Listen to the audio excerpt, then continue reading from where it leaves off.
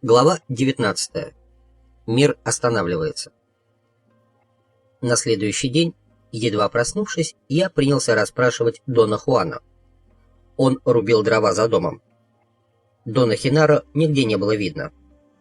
Дон Хуан сказал, что говорить, в общем-то, не о чем. Я отметил, что мне удалось достичь отрешенности. Ведь когда Дон Хенаро плавал по полу, я просто наблюдал за ним, не желая и не требуя никаких объяснений. Но такая моя сдержанность ни в малейшей степени не помогла мне понять, что же в действительности происходило. Потом, когда пропала машина, я автоматически включился в режим поиска логического объяснения. Но и это не помогло. Я сказал Дону Хуану, что моя настойчивость в поиске объяснений не является чем-то произвольно мною выдуманным, ради усложнения его и моей собственной жизни. Но есть некая потребность, сидящая глубоко в недрах моей натуры, и потому пересиливающая любые иные побуждения. «Это как болезнь», — сказал я.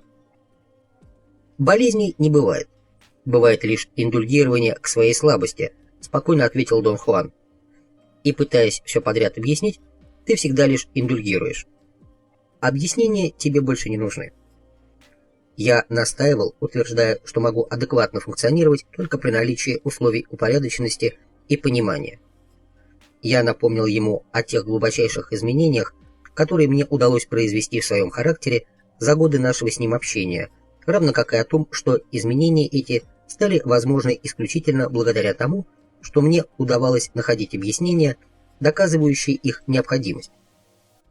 Дон Хуан мягко засмеялся, потом долго молчал. «Ты очень умен», — произнес он наконец, «и каждый раз находишь способ возвратиться к исходной точке. Но теперь этому настал конец. Тебе некуда возвращаться. И я больше ничего не намерен тебе объяснять. То, что Хенаро сделал с тобой вчера, было сделано с твоим телом, так что позволь телу самому решать, что есть что». Дон Хуан говорил по-дружески, но в тоне его сквозила необычная отрешенность, и это заставило меня ощутить всепроникающее одиночество. Я сказал Дону Хуану, что чувствую печаль. Он улыбнулся, слегка похлопал меня по плечу и мягко произнес: «Мы с тобой существа, уделом которых является смерть. У нас больше нет времени на то, чтобы действовать так, как мы привыкли. Пришло время использовать неделание, которому я тебя обучил, и остановить мир». Он еще раз похлопал меня по руке. Я ощутил дружелюбную непреклонность касания его ладони. Он словно подтверждал, что по-прежнему остается моим другом и заботится обо мне, но было в этом жесте и несгибаемое намерение воина. «Помнишь, я говорил когда-то, что должен тобой заняться? Это было что-то вроде договора, который мы с тобой заключили. Я сделал все, что мог. И теперь наступил твой черед. Сегодня ты отправишься в те дружелюбные горы один». И движением подбородка он указал на далекую горную цепь на юго-востоке. Он сказал, что там мне предстоит оставаться до тех пор, пока мое тело не скажет «довольно». И тогда я должен вернуться в его дом. Дон Хуан слегка подтолкнул меня к машине, тем самым давая понять, что больше не собирается ни что-либо мне объяснять, ни откладывать выполнение этого решения. «Что я должен делать в горах?» — спросил я. Он не ответил, а только покачал головой и произнес: «Все, слов больше не будет». А потом указал пальцем на юго-восток и коротко сказал: «Иди». Мы много раз ездили по этим дорогам. Сначала на юг, потом на восток. Там, где заканчивалась грунтовая дорога, я оставил машину и по знакомой тропе поднялся на высокое плато. У меня не было ни малейшего понятия относительно того, что делать дальше.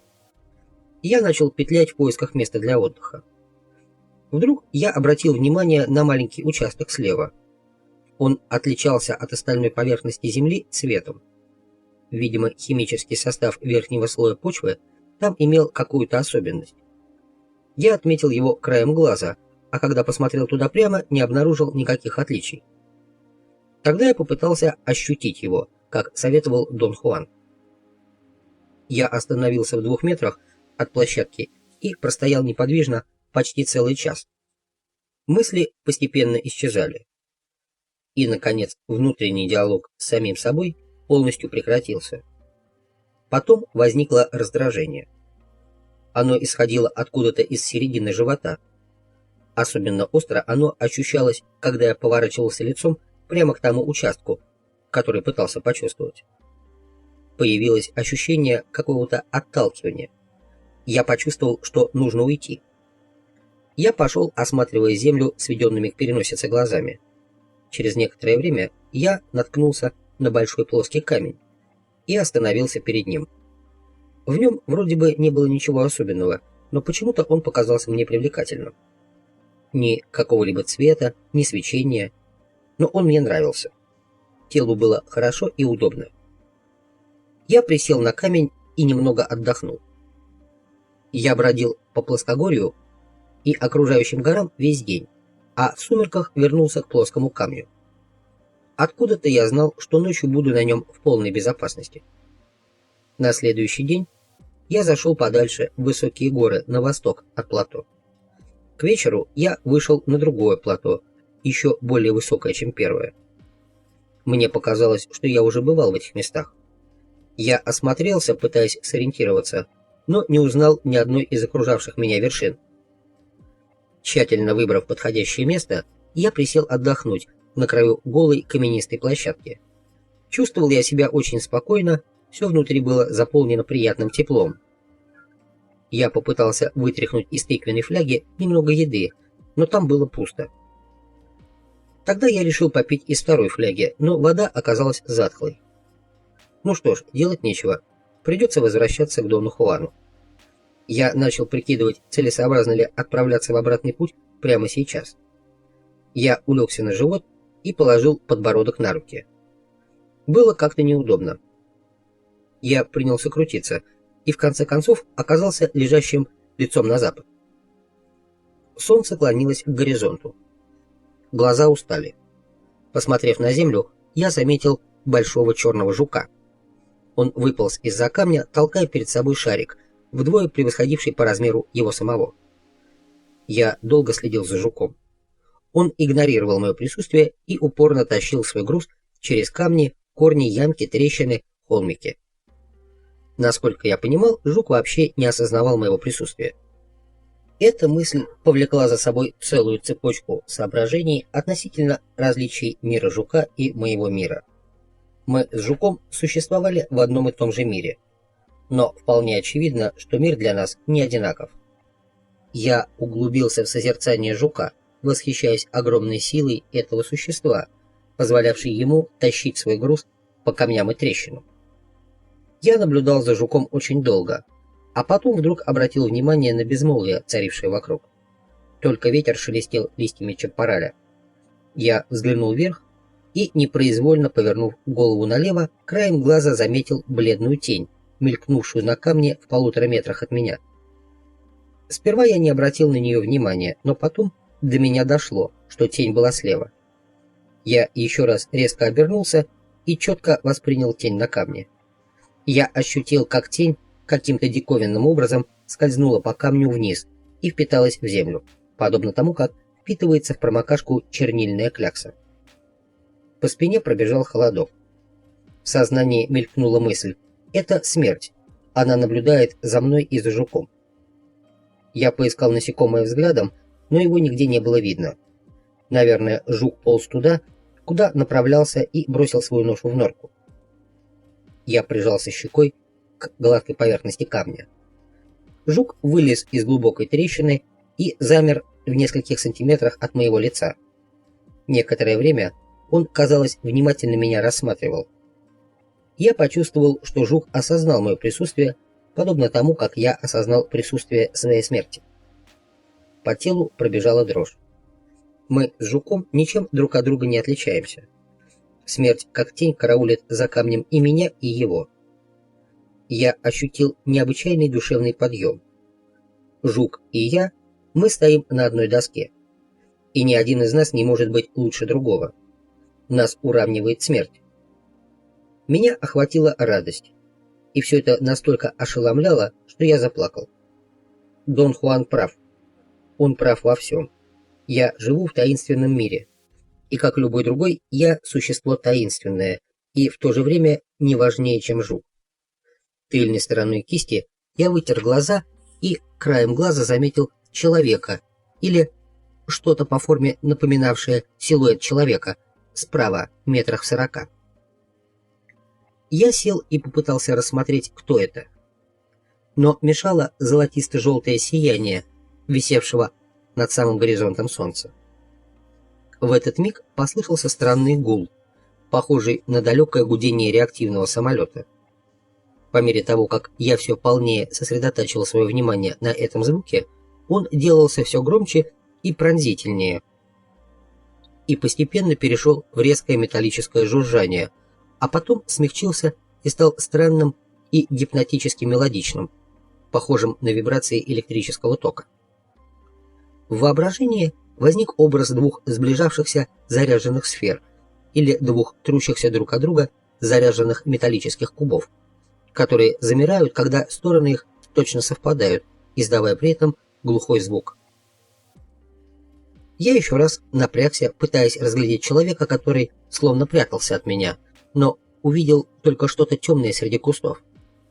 Я прикрыл глаза от солнца рукой и понял, что там никого не было, только игра света и тени в ветвях чапараля. Я отвел глаза и увидел койота. Он спокойно трусил по каменистому плато. До него было метров 50. Он бежал на юг, но потом остановился, повернулся и пошел ко мне. Я пару раз крикнул, надеюсь его отпугнуть. Безрезультатно. Я забеспокоился, а вдруг он бешеный? Койот приближался. Я даже подобрал несколько камней на случай, если он вздумает напасть. Когда койот был метрах в 3 от меня, я заметил, что он нисколько не возбужден и даже наоборот, совершенно спокоен. И ни капельки меня не боится. Он замедлил шаг и в 1,5 метрах от меня остановился. Мы молча смотрели друг на друга, а потом койот подошел еще ближе. Его карие глаза смотрели ясно и дружелюбно. Я сел на камень. Койот стоял совсем близко, почти касаясь меня.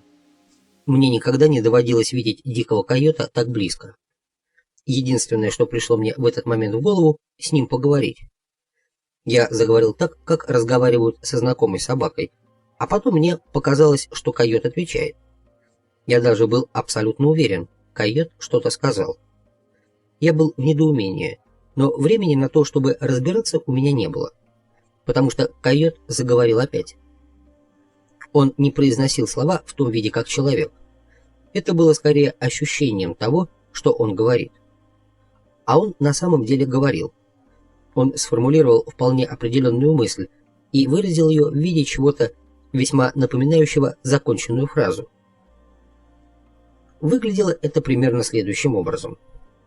«Ну что, как поживаешь, койотик?» – спросил я. Мне показалось, что я услышал в ответ «Нормально, а ты?» Я оторопел. Койот повторил. Я от удивления вскочил на ноги. Койот не шевелился. Даже мой внезапный прыжок не произвел на него никакого впечатления. Он по-прежнему дружелюбно смотрел на меня ясными глазами. Потом он улегся на живот, склонил голову на бок и спросил: «Чего ты боишься?» Я опустился на камень, и между нами состоялась беседа. Самая невообразимая и странная из всех, какие мне когда-либо доводилось вести. В конце он спросил: «Что ты здесь делаешь?» Я ответил, что пришел в эти горы, чтобы остановить мир. Койот сказал: «Куи буэно». Тут я осознал, что это какой-то двуязычный койот. Существительные и глаголы в его фразах были английские, а союзы междометия и некоторые другие части речи – испанские. В голову пришло, что это койот Чикано. Я засмеялся, уж очень абсурдной была вся ситуация в целом. Я хохотал все сильнее и довел себя почти до истерики. Вся тяжесть и несуразность происходящего вдруг разом обрушилась на меня, и разум мой сник. Койот встал на ноги. Глаза наши встретились. Я неподвижным взглядом смотрел ему прямо в глаза и чувствовал, что они словно притягивают меня. Вдруг койот засветился. От него исходило мягкое сияние. Словно в сознании всплыли события десятилетней давности, когда под действием пиота я наблюдал превращение обыкновенной собаки в дивное светящееся существо. Как будто койот пробудил во мне воспоминания, и образы прошлого возникли перед глазами и наложились на фигуру койота. Я смотрел на него и видел мерцающее, текучее, светящееся существо. Его свечение ослепляло. Я хотел прикрыть глаза руками, но не мог пошевелиться. Светящееся существо прикоснулось к чему-то во мне, и тело мое наполнилось неописуемым теплом. Я не мог пошевелить ни одной частью тела, но что-то не давало мне упасть. Я не имею понятия, сколько прошло времени. И светящийся койот, и вершина холма, на которой я стоял, уже давно куда-то исчезли. Не было ни ощущений, ни мыслей. Все отключилось, и я свободно парил в бесконечности некоего неопределенного пространства. Вдруг я ощутил удар. Что-то охватило все мое тело и зажгло его. Тогда я осознал, что на меня падают лучи солнца. Я слабо различал далекие горы на западе. Солнце было уже над самым горизонтом. Я смотрел прямо на него и видел линии мира. Я действительно видел белые светящиеся линии, в невообразимом изобилии протянувшиеся вокруг во всех направлениях. Я подумал было, что это солнечный свет, так рассеивается ресницами. Я моргнул и взглянул еще раз. Линии были очень устойчивые и непрерывные. Они лежали на всем и проходили сквозь все. Я повернулся, разглядывая новый мир. Картина линий устойчиво сохранялась даже, когда я не смотрел в сторону солнца. В экстазе я стоял на вершине холма целую вечность. Может быть, объективно все событие продолжалось всего лишь несколько минут, в течение которых солнце опускалось к горизонту, но мне казалось, что прошла вечность. Из всего мира, в том числе из моего собственного тела, истекало тепло. Я знал, что раскрыл тайну. Все так просто. Поток неведомых ранее чувств переполнял меня. Никогда в жизни не испытывал я такой эйфории, такой умиротворенности, такого всеохватывающего понимания. Но в то же время тайна, которую я постиг, была невыразимой. Ее невозможно было облечь в слова. И даже в мысли. Это было знание, доступное лишь телу. Потом я либо заснул, либо потерял сознание. Придя в себя, я обнаружил, что лежу на камнях. Мир был таким, каким я привык его видеть. Темнело. Я отправился к машине. Я приехал к дому Дон Хуана на следующее утро. Я спросил, где Дон Хенаро? И Дон Хуан ответил, что тот отправился куда-то недалеко по своим делам. Я сразу же рассказал Дону Хуану о том, что со мной приключилось. Он слушал с неподдельным интересом, а когда я закончил, сказал: «Ну что ж, ты просто остановил мир». Мы немного помолчали, а потом Дон Хуан сказал, что я должен поблагодарить Дона Хенаро за помощь. Казалось, Дон Хуан очень мною доволен, что было не совсем обычным. Он похлопывал меня по спине и улыбался. «Но говорящий койот, это же непостижимо», — сказал я. «А он и не был говорящим. Вы не разговаривали». «Как не разговаривали? А что же тогда все это означает?» «Это означает, что впервые твое тело смогло понять. Но тебе не удалось осознать, что прежде всего это был не койот, и что он, разумеется, не говорил с тобой, так как разговариваем с тобой мы. Но я видел, это был койот, и он действительно говорил, Дон Хуан. Говоришь ты. И желаешь этого сейчас в своей обычной идиотской манере. После стольких лет мог бы соображать получше. Вчера ты остановил мир. И, может быть, даже видел. Волшебное существо общалось с твоим телом, и тело понимало его язык, потому что мир разрушился. Мир был таким же, как сегодня. Нет. Сегодня койоты ничего тебе не рассказывают, и ты не видишь линий мира. Вчера это происходило потому, что просто нечто разрушилось в тебе. Что разрушилось во мне? Описание мира. Шаблон, который формируется в восприятии человека навязчивыми объяснениями людей. Видишь ли, нам объясняют с самого рождения, мир такой-то и такой-то. У нас нет выбора. Мы вынуждены принять, что мир именно таков, каким его нам описывают. Мы переглянулись. «Вчера мир стал для тебя таким, каким его описывают маги», — продолжал он. «И там, в этом мире, живут говорящие койоты.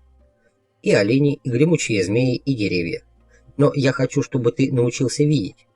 Наверное, ты уже понял, что видение появляется только тогда, когда тебе удается проскользнуть в щель между двумя мирами, миром людей и миром магов.